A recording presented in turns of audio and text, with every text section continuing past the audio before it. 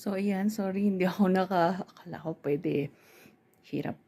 Hirap pala kapag, pagka masakit pa. So, ano na ako, 1 week. 1 week na akong, nag-iisa. Ano na. So, this time, medyo nakabangon na tayo. Kailangan na nating mag-gym. So, try naman nating mag-gym. Pero, lalaki pa ng mga bag ko. Naiyak ko na, pero meron pa. Tagal din nun eh. So, kaya natin yan.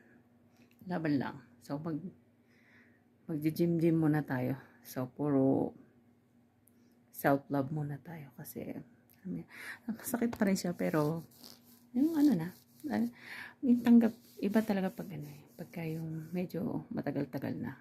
1 week na rin naman. So, na siya, hindi na ganun kasakit. Parang tanggap ko na, okay na ako, na wala siya. Parang, sa lahat ng dumadaan sa pinagdadaanan ko, kaya natin to. So, kailangan natin, siguro kasi talaga, feeling ko, napabayaan ko rin siguro yung sarili ko. At saka kasi, meron din kasi ako mga anak. So, parang na-prioritize ko yung mga anak ko. Ganon.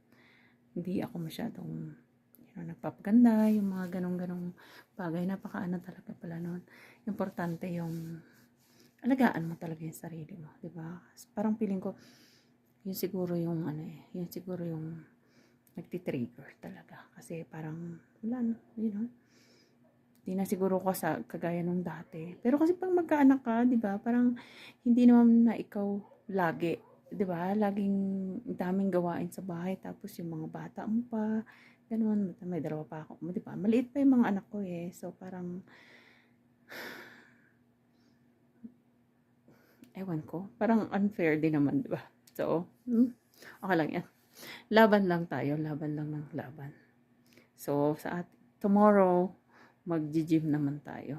Try naman nating magpakapagod kasi ilang araw na akong puyat. So, aahon tayo. Kaya natin to.